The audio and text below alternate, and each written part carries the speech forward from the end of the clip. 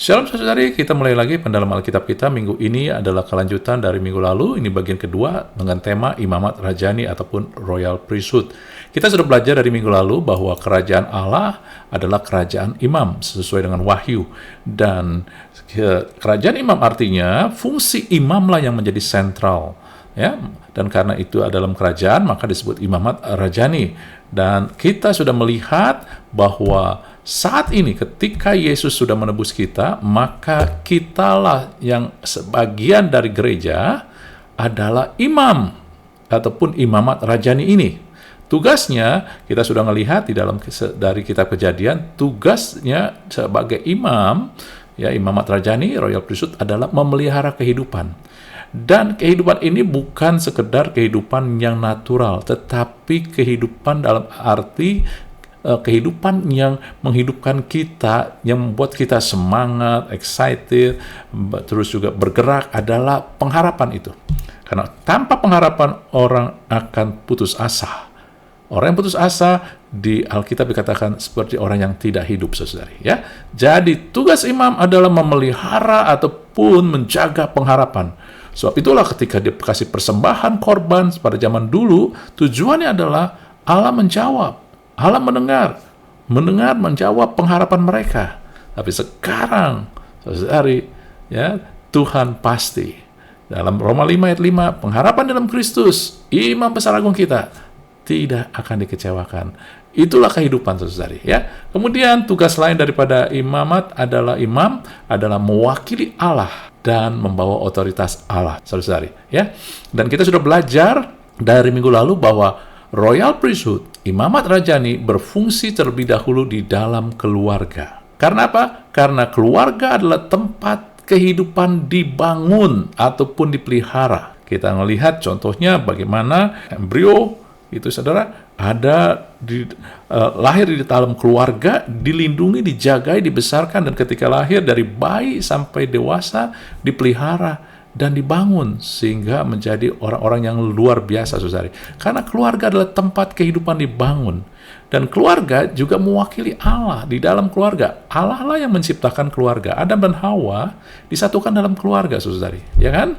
Ya, Yesus menyatakan dirinya dengan hubungan dengan Allah adalah Bapa dan Anak, keluarga, saudari. Jadi, ketika keluarga ini diikat oleh kasih, dipenuhi oleh kasih, dan Allah adalah kasih.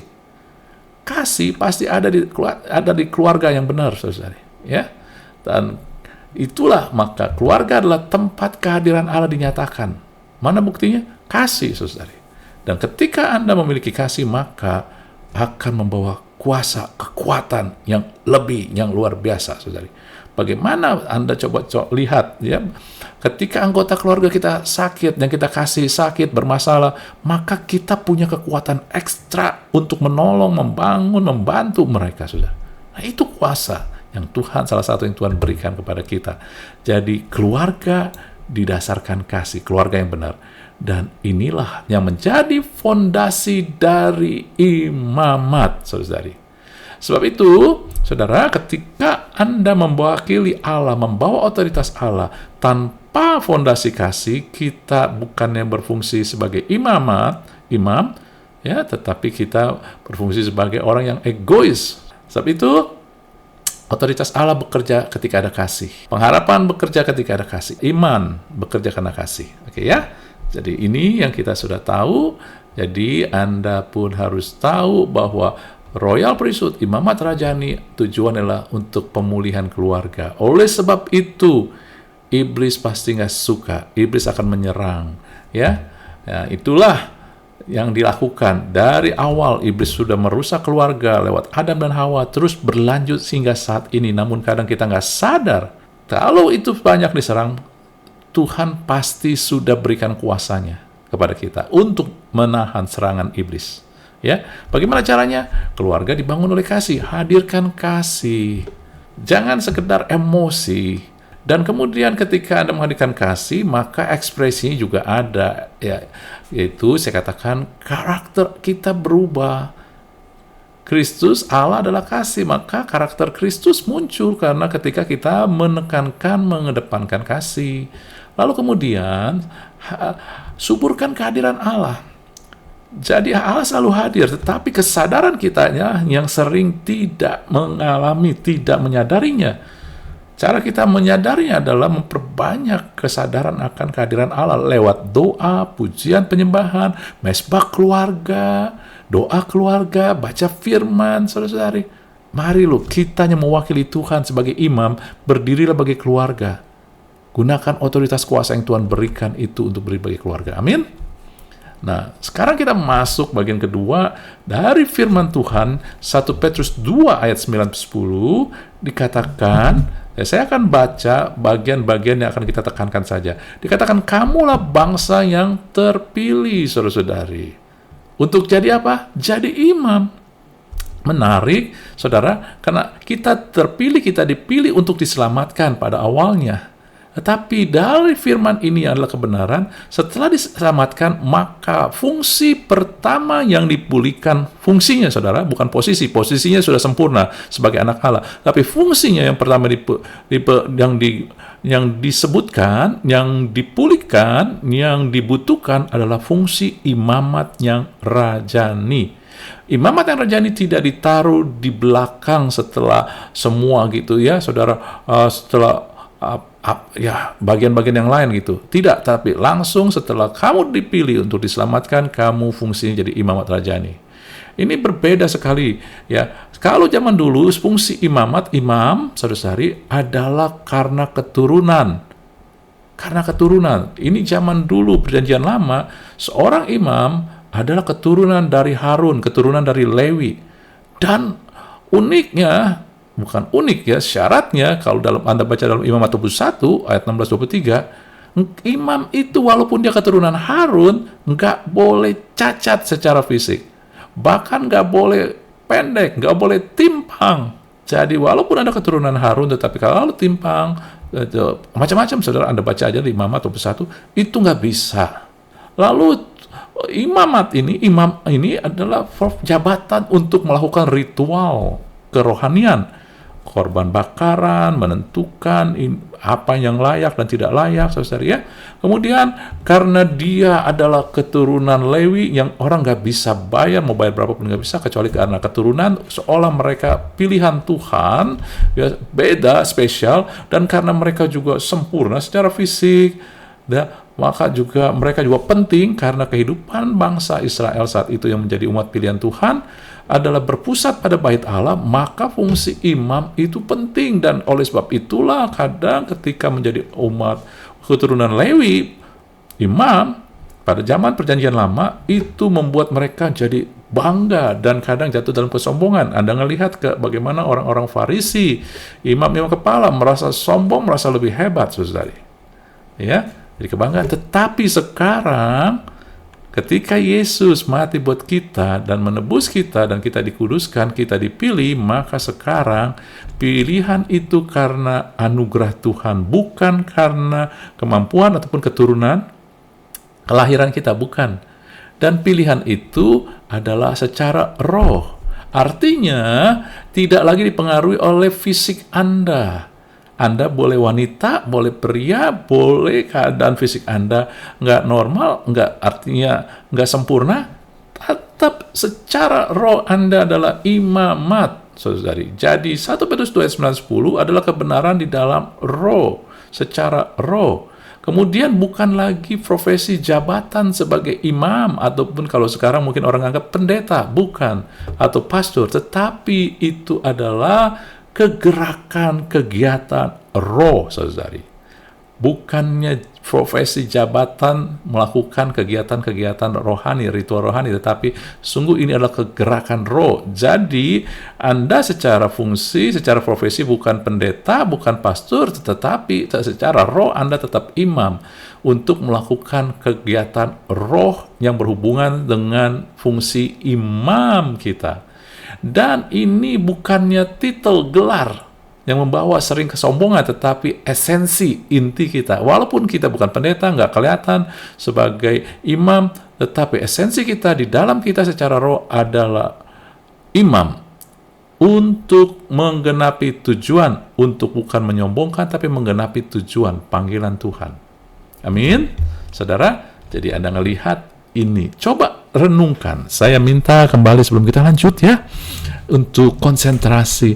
Karena ketika kita nggak konsentrasi, kita nggak nangkap, ini akan menjadi satu luar biasa, saudari. Saya ingatkan ya, kerajaan Allah adalah kerajaan imam. Artinya apa?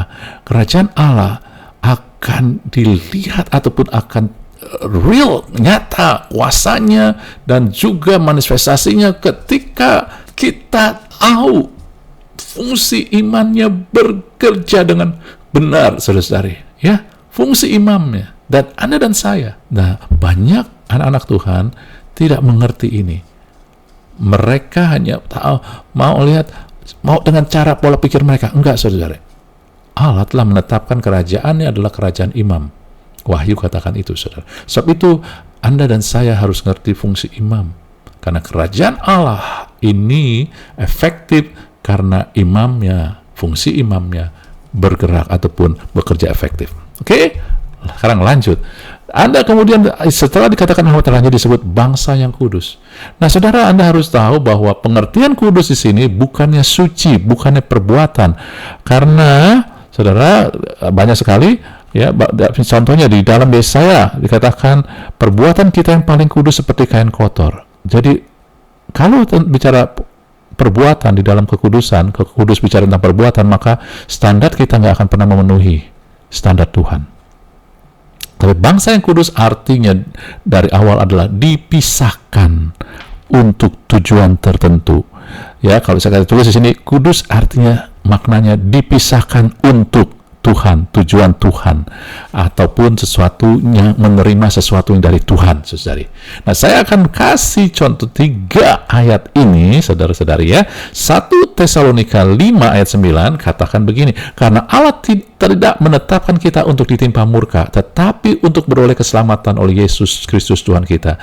Jadi, saudara, Anda dipisahkan, dikuduskan, dipisahkan untuk ditetapkan, bukan terima murka, tapi terima anugerah keselamatan. Jadi ketika disebut Anda itu bangsa yang kudus, artinya Anda dipisahkan untuk ditetapkan menerima kemurahan Tuhan, bukan murka. Ini penting sekali karena banyak orang hari-hari ini ketika mengalami hal-hal yang nggak enak dalam perjalanan hidup, mereka merasa, wah, saya sedang dimarahi, dimurkai Tuhan nih. Enggak, saudara, Anda sudah dikuduskan, dipisahkan, bukan untuk menerima murka, tetapi untuk menerima keselamatan. Soso itu bukan hanya masuk surga, tetapi semua yang hasil daripada karya Yesus di salib. Kesembuhan, ya, pemulihan, banyak macam, ya.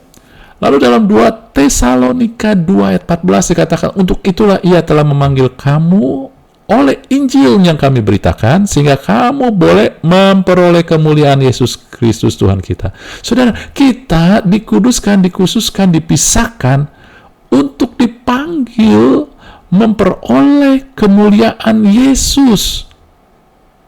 Banyak orang tidak menyadari bahwa kita dipanggil, kita dipisahkan. Setelah kita berfungsi, kita ngerti bahwa saya berfungsi sebagai imam, maka kita harus menyadari kekudusan. Artinya kita dipisahkan. Imam itu terpisah, bukan lagi Anda harus sama.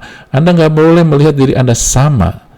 Tetapi kita sekarang dipisahkan untuk melihat kemuliaan Tuhan. Bukan melihat kegelapan, tapi kemuliaan Tuhan. Tetapi untuk itu, ini Anda baca jelas ya, ulangin lagi, renungkan lagi. Ia telah memanggil kamu oleh Injil. Anda dan saya harus baca Injil untuk mengerti, melihat kemuliaan Yesus ini. Ya. Dan ketiga adalah Ibrani 10 ayat 39. Tetapi kita bukanlah orang yang mengundurkan diri dan binasa, melainkan orang yang beriman dan diselamatkan. Dengan kata lain, kita dipisahkan bukan untuk menyerah, putus asa, mundur, tetapi kita dipisahkan supaya hidup dengan iman dan menerima keselamatan, pertolongan, kemenangan, saudari. Jadi Anda bisa melihat di sini bahwa bangsa yang kudus ataupun maknanya adalah Anda dipisahkan untuk ditetapkan, dipanggil, memperoleh ataupun menerima dengan iman apa? Yaitu sebagai menerima apa yang kepunyaan Allah terima. Nah, untuk itulah kita harus ngelihat perjanjian lama. Siapa kepunyaan Allah di dalam perjanjian lama? Bangsa kepunyaan Allah perjanjian lama adalah Israel. Dan apa yang mereka terima, itulah yang sekarang kita terima. Ya, karena Israel adalah lambang, gambaran dari kehidupan orang percaya. Kita Israel rohani, kepunyaan Allah sekarang adalah kita. Tapi dulu adalah Israel. Israel dulu, janji-janji Tuhan diberikan kepada hanya untuk milik kepunyaan Allah orang Israel, bukan bangsa lain. Ya, dan Israel memiliki hubungan spesial dengan Allah. Jadi kepunyaan Allah, tujuan adalah menerima janji Allah dan hubungan spesial. Jadi, saudara-saudari, perjanjian baru kita, bukan Israel. Kepunyaan Allah adalah kita ini. Ya, oleh sebab itulah kitalah yang menerima janji-janji Allah dan hubungan spesial. Oleh sebab itu, pengertian bangsa yang kudus, umat kepunyaan Allah sendiri, berarti Anda dipisahkan. Menyadari fungsi imam, ya, akan membuat Anda sadar bahwa Anda itu spesial. Kita semua orang percaya itu spesial. Dipisahkan untuk ditetapkan, dipanggil untuk menerima dengan iman janji-janji Allah dan hubungan yang spesial dengan Allah. Luar biasa nggak, saudari? Tetapi kita harus menyadari dulu keimaman kita secara fungsi dalam roh, saudari. Ya, lihat, karena yang datang duluan bukan bangsa yang kudus, tetapi imamat dulu. Ketika kita ngerti imamat, zaman dulu imam itu spesial dan mereka dipisahkan, saudari. Mereka nggak boleh kawin sembarangan, ya. Kemudian mereka juga nggak boleh makan sembarangan karena mereka spesial. Mereka juga banyak sekali yang hak-hak spesial dari imam. Jadi Anda sudah tahu sebagai imam, Anda itu dipisahkan. Ya? Nah, lanjutnya sekarang untuk memberitakan perbuatan yang besar dari Dia. Saya hanya pakai ini, perbuatan besar dari Dia. Sebenarnya banyak lagi karena kita keluar dari kegelapan kepada terang yang ajaib. Saudara-saudari, saya mengatakan begini, ketika kita bisa memberitakan perbuatan Tuhan yang besar dan ajaib, karena kita pernah alamin buat kita sendiri. Ketika kita alamin apa yang terjadi ketika mengalami perbuatan Tuhan yang besar ajaib, pasti kita memuji Allah, menyembah Allah. Jadi ketika dikatakan memberitakan perbuatan Tuhan yang besar dari Dia, yang ajaib dan besar dari Dia, saudara-saudari, ya, itu bicara. Inilah panggilan kita sebagai imam juga untuk worship God, menyembah Tuhan. Mungkin Anda berbicara, Pak, tapi saya belum menerima. Nah, ingat tadi saya katakan bahwa ini bicara di dalam dimensi roh. Roh lebih tinggi nilainya. Roh lebih kuat. Roh menentukan yang kelihatan, yang natural. Secara natural mungkin kita belum melihat jawaban, tetapi secara roh, dengan iman, Anda sudah terima janji Allah. Oleh sebab itu, ketika kita menyembah Tuhan, bukan karena keadaan secara natural sudah kita lihat, tetapi karena iman kita melihat secara roh, janji Allah digenapin. Saya punya hubungan dengan Tuhan, sehingga Tuhan gak akan tinggalin saya. Sebab itulah, I worship Lord. Kita menyembah Tuhan. Lalu kemudian, perbuatan-perbuatan besar dari Dia. Kenapa? Karena Dia telah mengeluarkan kita dari gelap kepada terang. Artinya apa?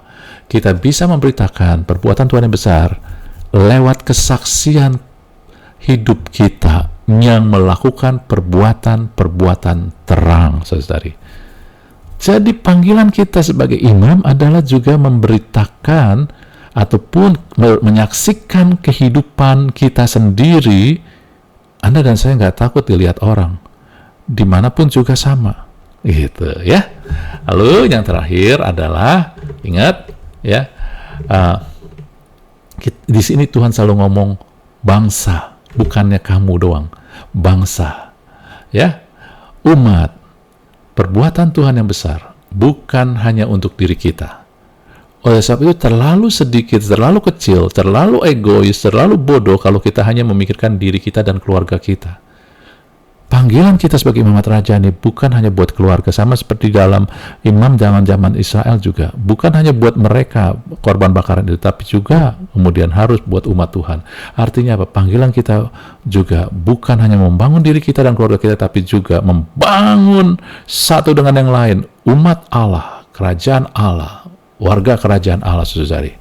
Dalam Yesaya katakan, terlalu sedikit, terlalu dikit, terlalu kecil bagi kamu kalau hanya untuk menjadi berkat bagi kaummu. Tuhan kita tuh luar biasa besar, sehingga kalau kita hanya mikirin keluarga kita, Tuhan bilang itu kamu terlalu kecil ngelihat berkatku, karena berkat Tuhan terlalu berlimpah sehingga kita bisa alirkan. Kita perbuatan Tuhan terlalu besar sehingga kita bisa juga bantu orang lain. Imamat yang rajani bukan hanya memikirkan diri sendiri, tetapi juga orang lain. Kalau gereja mengerti fungsi imamat ini, maka gereja akan jadi luar biasa. Tetapi sayangnya, maaf saudara, terlalu banyak kita ini bertingkah seperti orang dunia yang hanya memikirkan diri sendiri, yang hanya memikirkan keluarga sendiri aja. Saudara-saudari, kita tidak sedang mengandalkan Tuhan, tidak sedang memberitakan perbuatan Tuhan yang besar dan ajaib. Kita lihat, kita rangkum bahwa kembali saya ingatkan, Anda dengerin pelan-pelan, ulangi lagi, resapin, karena ini penting, saudari. Ini penting sekali. Kerajaan adalah kerajaan imam. Fungsi imam itu sudah ada dalam Anda secara roh. Ketika kita tahu tentang kerajaan Allah, kita tahu tentang fungsi imam itu, maka kerajaan Allah jadi efektif. Kita melihat kuasanya, gereja Tuhan akan luar biasa. Ya, oleh sebab itulah bahwa lewat ini semua sebagai imamat rajani, Anda tahu Anda menjadi imamat rajani karena Anda dan saya adalah telah dipilih.